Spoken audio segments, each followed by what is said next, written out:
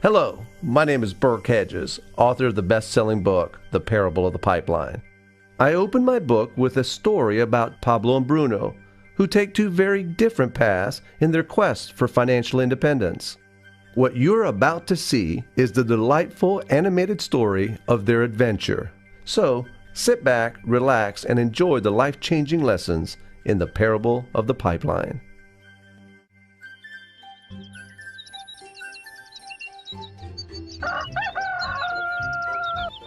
Far away, in a small village, near a beautiful valley, lived two friends, Pablo and Bruno. They were both young and dreamed of a better life for themselves. They'd often discuss their dreams about how they would become the most successful men in the village. They weren't afraid of hard work, and they searched for opportunities to help realize their goals and achieve their dreams. One day, an opportunity presented itself.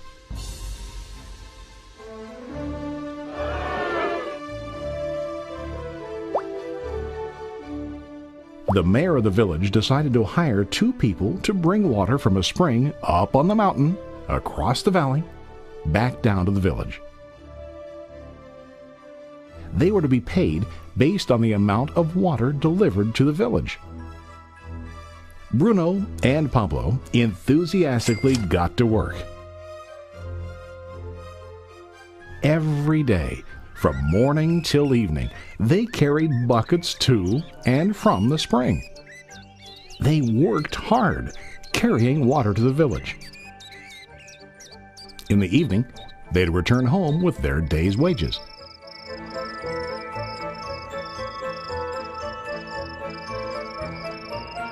Bruno was satisfied with his work and the money he earned. He was sure that with this work he could achieve his dreams. Bruno thought that to increase his wages he could use bigger buckets to bring more water each trip.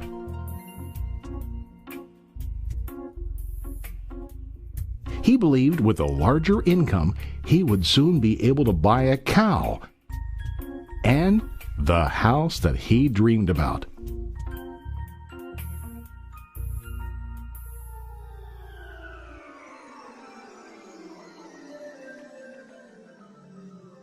Now Pablo was not satisfied. At the end of the day, his back and hands ached, and he was exhausted. He was looking for an easier way to earn more. One day an idea occurred to Pablo. He imagined building a pipeline to deliver the water from the mountain spring to the village.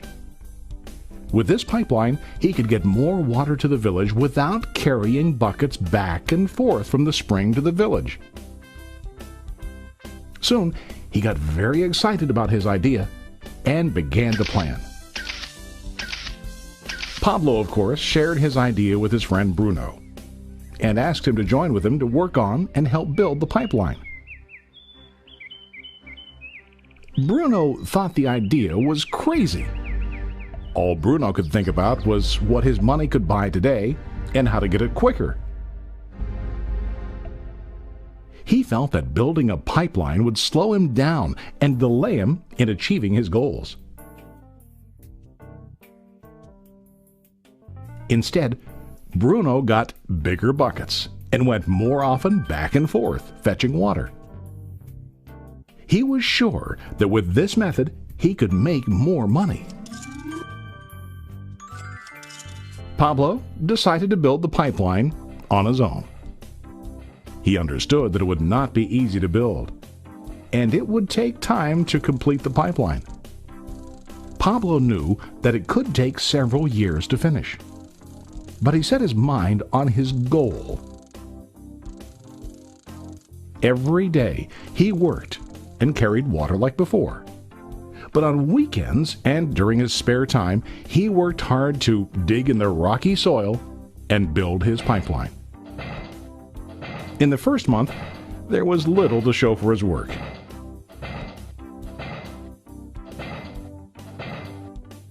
Bruno and the villagers laughed and teased him. They called him Pablo the Pipeline Man. During this time, Bruno's income doubled. He already bought a cow and a bigger house. His lifestyle changed.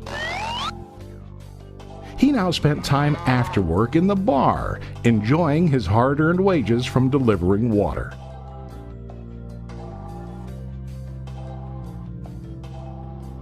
What Bruno didn't realize was that his body was starting to stoop from carrying the heavy buckets every day.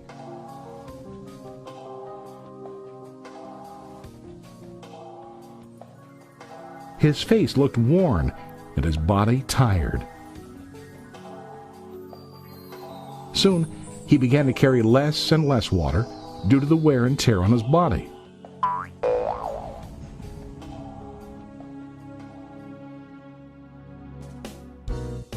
Month after month, Pablo worked. Soon a year passed, and then a second year. Finally, Pablo finished his pipeline. He now used his pipeline to deliver water to the village instead of carrying buckets. Pablo was now earning more money than ever before. The water continued flowing to the village, while Pablo wasn't working. While he slept and ate, the water flowed. Pablo was happy and proud of his insight, persistence, and hard work. Now his income flowed as long as the water flowed through his pipeline.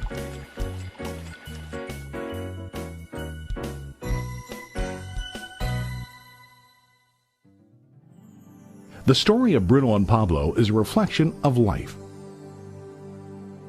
Their jobs symbolize what most people do to earn money.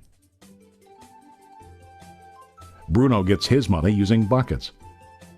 He goes back and forth, carrying his buckets from the spring to the village in exchange for money. To increase his income, he either has to go more frequently to the spring or to use larger buckets. It's common in real life to increase our income by working harder. For example, working overtime or getting a second job. We also increase the size of our buckets by accepting a higher paying position, which often includes spending more time on the job. Most of us exchange time for money like Bruno. We know that every person has only 24 hours in the day and that it's not possible to use all our time to work. The most difficult time comes when we can no longer exchange time for money due to age, health, or other reasons. Then, our income stops. Now let's review what Pablo did. Very wisely, Pablo did not exchange all of his time for a limited income, but he used some of his time to build a pipeline.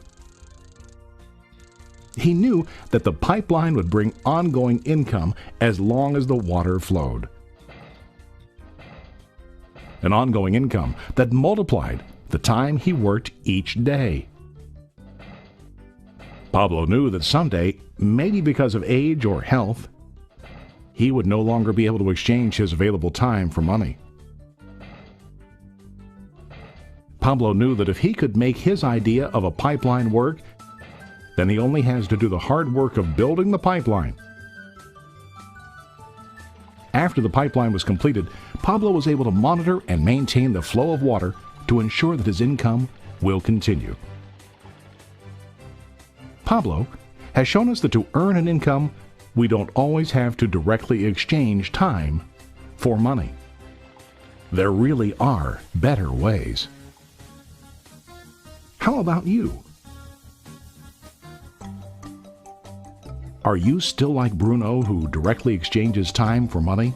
Or do you want to be like Pablo, building and maintaining a pipeline for ongoing income? If you are interested in the idea of building your own pipeline, contact the person who lent you this presentation. You can start building your pipeline today.